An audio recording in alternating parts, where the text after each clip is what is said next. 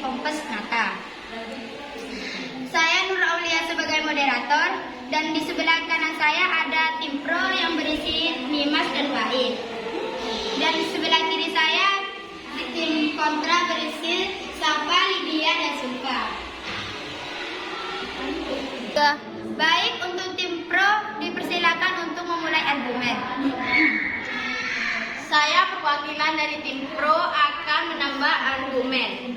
Setuju, karena kita bisa, misalkan salah satu barang kita habis, jadi kita bisa beli dengan sendirinya, tidak usah nunggu transferan dari orang tua kita. Dan contoh lagi misalnya, kita butuh sumbangan kas sama EKS, kita tidak usah menunggu transferan dari wali kita.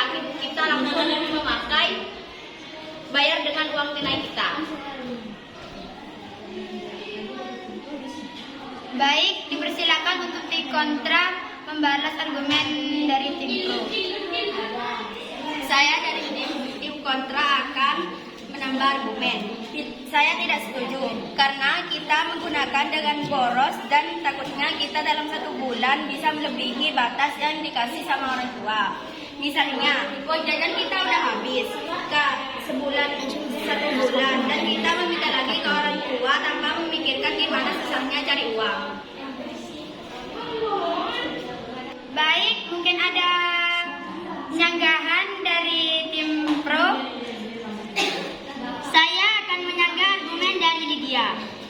Menurut Anda, uang jajan bisa habis dalam waktu belum nyampe 1 bulan. Menurut saya, boros gak borosnya itu tergantung dari kita sendiri.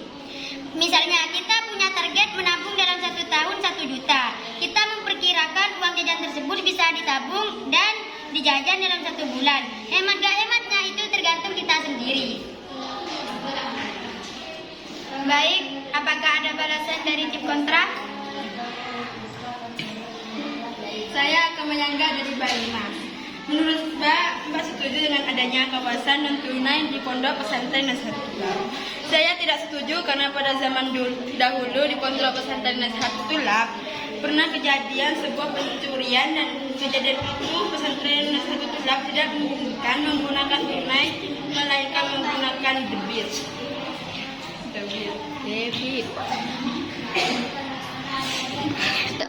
Baik, mungkin ada sanggahan lagi dari tim pro. Saya akan menyanggah sanggahan dari Mbak Safa. Saya tidak setuju karena kejadian itu mungkin bisa jadi para santri untuk menjaga sebaik-baiknya uang tunai tersebut, biar tidak terjadi kejadian pencurian. Lagian kalau pakai debit gak menjamin seada seutuhnya. Mungkin dari tim kontra. Saya akan menyanggah argumen dari Bapak ini. Kita kan dikasih uang jajan buat jajan, bukan buat nabung. Jadi masalah target itu tergantung dari kita sendiri. Baik, mungkin ada sanggahan lagi dari tim pro. Saya ingin menyanggah dari Mbak Sulfa.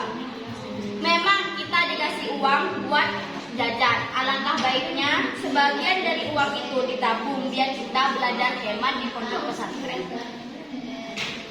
Baik, mungkin ada sanggahan lagi dari tim kontra. Saya tidak setuju dengan sanggahan Mbak Faid. Karena kalau kita menabung itu kemauan diri kita sendiri, bukan dipaksa orang tua. Dan kita harus mempertimbangkan mana uang yang mau ditabung dan mana uang yang mau dijajan. Ya kalau uang jajan itu kurang, ya kalian gak usah nabung.